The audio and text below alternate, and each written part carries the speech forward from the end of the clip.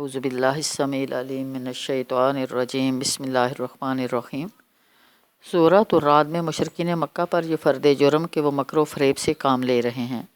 سورۃ الرعد میں مشرکین مکہ پر چوتھی فرد جرم عائد کی گئی کہ وہ مکر و فریب اور سازشوں سے کام لے رہے ہیں۔ مشرکین پر واضح کیا گیا کہ ان کافرین کی سازشیں مکرہم اور توحید کے راستے سے ان کا رکنا اور روکنا ان کے لیے خوشنما بنا دیا گیا ہے۔ بل زین للذین کفروا مکرہم وصدوا عن السبیل، آیت 33۔ مشرکین پر واضح کیا گیا کہ اسلام کے خلاف ان کا مکر اور سازشیں نئی نہیں، پچھلی قوموں کے کافر بھی مکر و فریب سے کام لیتے رہے ہیں، لیکن انہیں معلوم ہونا چاہیے کہ ان کی سازشوں کے مقابلہ میں اللہ کی چالیں بڑی گہری ہوتی ہیں۔ قد مکر الذین من قبلہم فللہ المکر جمیعا، آیت 42۔ سورۃ الرعد میں توحید اور شرک کی وضاحت کے لیے خوبصورت تمثیل۔ سورۃ الرعد میں الحق والباطل یعنی توحید اور شرک کے فرق کو نمایاں کیا گیا۔ مشرکین کو ایک تمثیل سے سمجھایا گیا کہ قرآنی فیضان ہر ایک کے لیے عام ہے، یہ بارش کی طرح ہے، ہر وادی اپنے ظرف کے مطابق اسے قبول کرتی ہے۔ جھاگ اڑ جاتا ہے، فائدہ بخش معدنیات پانی میں حل ہو کر زمین کو زرخیز بنا دیتی ہیں۔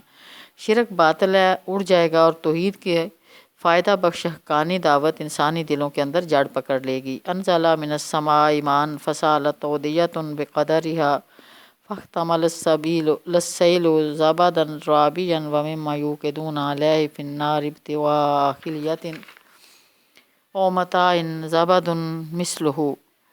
مشرکین سے کہا گیا، آیت نمبر 17۔ مشرکین سے کہا گیا کہ وہ اندھے اور بیوقوف ہیں، اس لیے اللہ کی طرف سے نازل کیے گئے برحق قرآن پر ایمان نہیں لا رہے۔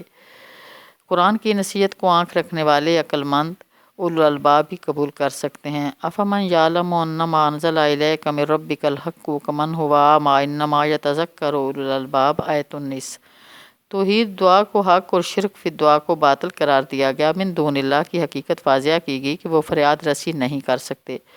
لہ دعوت الحق والذین یدعون من دونہ لا یستجیبون لہم بشیء الا کباسط کفیہ الی الماء لیبلغ فاہ وما ہوا ببالغہ وما دعاء الکافرین الا فی ضلال، آیت 14۔ سورۃ الرعد کا نظم جلی مختصر خلاصہ۔ سورۃ الرعد 3 پیراگرافوں پر مشتمل ہے۔ آیات 1 تا 18۔ پہلے پیراگراف میں قرآن کی دعوت توحید، محمد صلی اللہ علیہ وسلم کی رسالت اور آخرت کی زندگی کے برحق ہونے کا ثبوت پیش کیا گیا۔ رسول صلی اللہ علیہ وسلم پر نازل کی جانے والی وحی برحق ہے۔ والذی انزل الیک من ربک الحق، آفاقی دلائل کے توحید سے ثابت کیا گیا کہ اللہ تعالیٰ مدبر ہے جو تمام اوامروں کی تدبیر کرتا ہے اور وہی آخرت کو برپا کرنے کا اختیار رکھتا ہے۔ منکرین قیامت سے مطالبہ کیا گیا کہ وہ ان دلائل کی روشنی میں اپنے رب سے ملاقات کے عقیدے پر ایمان لے آئیں۔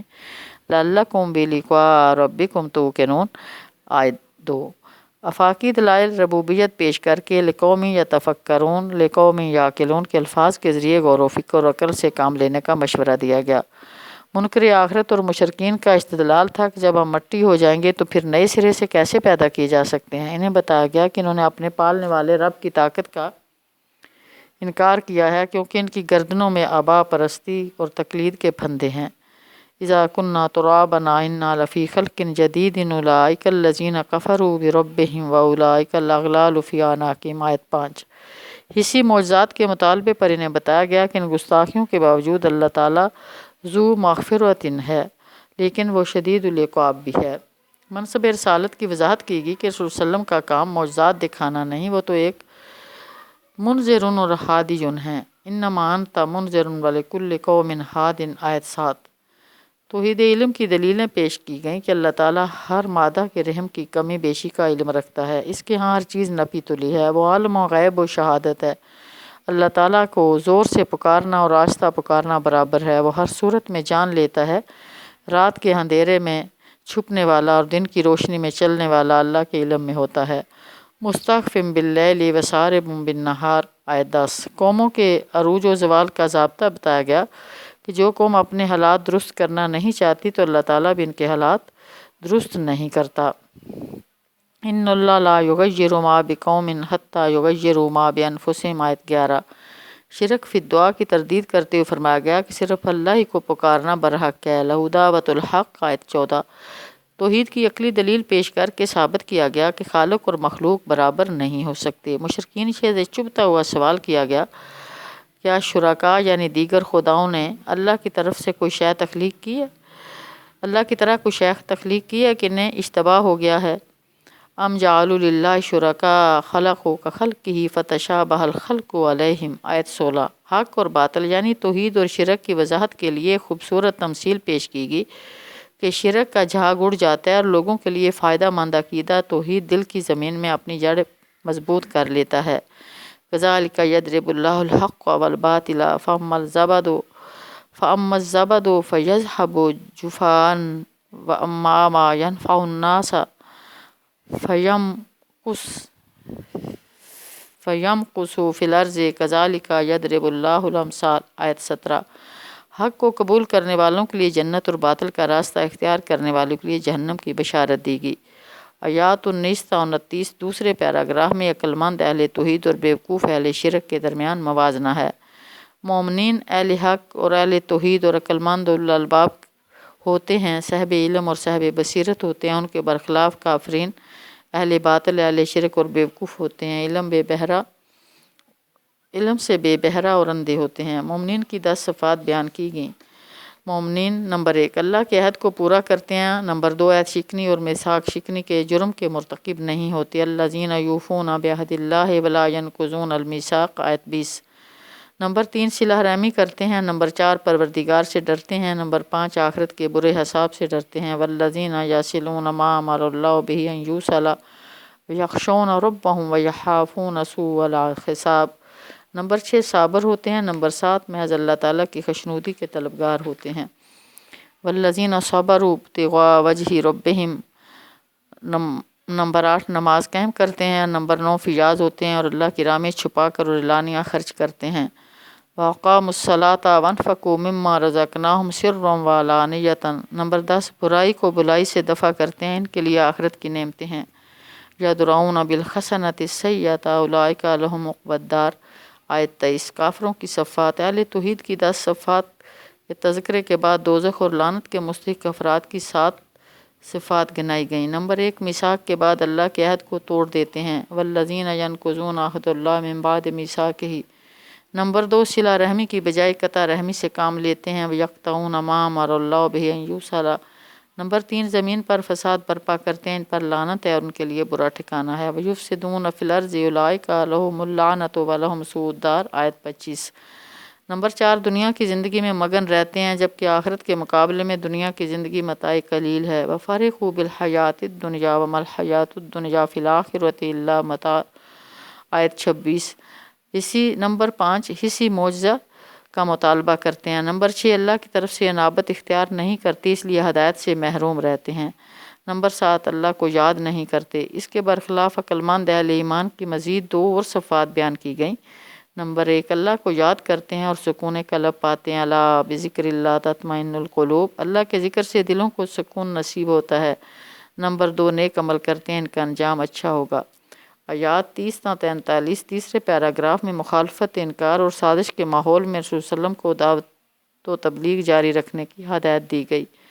رسول صلی اللہ علیہ وسلم کو تسلی دی گئی کہ پچھلے رسولوں کی طرح آپ پر بھی وحی کی گئی ہے، پچھلی قوموں نے بھی رحمان کا انکار کیا، لیکن آپ توحید و توکل اور اس کی طرف لوٹنے کا اعلان کیجیے۔ کذالک ارسلناک فی امۃ قد خلت من قبلھا امم لتتلو علیہم الذی اوحینا الیک وہم یکفرون بالرحمن قل هو ربی لا الہ الا هو علیہ توکلت والیہ متاب، آیت 30۔ مشرک کافروں کو ضد اور ہٹ درمی کا نقشہ کھینچا گیا کہ ایسا قرآن نازل کیا جاتا جس سے پہاڑ چلنے لگتے یا جس سے زمین پاش پاش ہو جاتی، یا ایسا قرآن نازل کیا جاتا جس کی وجہ سے مردے بولنے لگتے، تب بھی یہ ایمان لانے والے نہ تھے۔ وَلَوْ أَنَّ قُرْآنًا سُيِّرَتْ بِهِ الْجِبَالُ وَقُطِّعَتْ بِهِ الْأَرْضُ وَكُلِّمَ بِهِ الْمَوْتَى، آیت 31۔ اہل ایمان کامیاب ہوگی اور اہل کفر کے لیے آگ ہوگی، آیت 35۔ اہل ایمان نزول قرآن پر خوش ہوتے ہیں، یفرحون بما انزل الیک، اور اہل کفر انکار کرتے ہیں۔ رسول اللہ صلی اللہ علیہ وسلم کو توحید پر قائم رہنے اور توحید کی تبلیغ کی ہدایت کی گئی، آیت 36۔ قل انما امرت ان اعبد اللہ ولا اشرک بہ الیہ ادعو والیہ مآب، آیت 28۔ رسول اللہ صلی اللہ علیہ وسلم کو کافروں کی خواہشات کی پیروی نہ کرنے کا حکم دیا گیا۔ آیت 37۔ منصب رسالت کی وضاحت کی گئی کہ تمام رسول انسان ہوتے ہیں، بیوی بچوں والے ہوتے ہیں۔ آیت 38۔ وَلَقَدْ أَرْسَلْنَا رُسُلًا مِّن قَبْلِكَ وَجَعَلْنَا لَهُمْ أَزْوَاجًا وَذُرِّيَّةً۔ اسی معجزات کے مطالبے پر وضاحت کی گئی کہ معجزہ رسول کا اختیار نہیں ہوتا اور اللہ کے اذن کے بغیر رونما نہیں ہو سکتا۔ وَمَا كَانَ لِرَسُولٍ أَن يَأْتِيَ بِآيَاتٍ إِلَّا بِإِذْنِ اللَّهِ۔ آیت 38۔ رسول صلی اللہ علیہ وسلم کو تسلی دی گئی کہ آپ صلی اللہ علیہ وسلم کی زندگی میں ان پر عذاب نازل کیا جا سکتا ہے۔ پیغام پہنچانا رسول صلی اللہ علیہ وسلم کی ذمہ داری ہے اور عذاب لینا اللہ کے ذمہ ہے۔ وَإِمَّا نُرِيَنَّكَ بَعْضَ الَّذِي نَعِدُهُمْ أَوْ نَتَوَفَّيَنَّكَ فَإِنَّمَا عَلَيْكَ الْبَلَاغُ وَإِلَيْنَا الْحِسَابُ۔ آیت 40۔ رسول صلی اللہ علیہ وسلم کو تسلی دی گئی کہ ماضی کے کافروں نے بھی سازشوں سے کام لیا، لیکن اللہ کی اختیاری میں ساری تدبیریں ہیں۔ وَقَدْ مَكَرَ الَّذِينَ مِن قَبْلِهِمْ فَلِلَّهِ الْمَكْرُ جَمِيعًا۔ آیت 42۔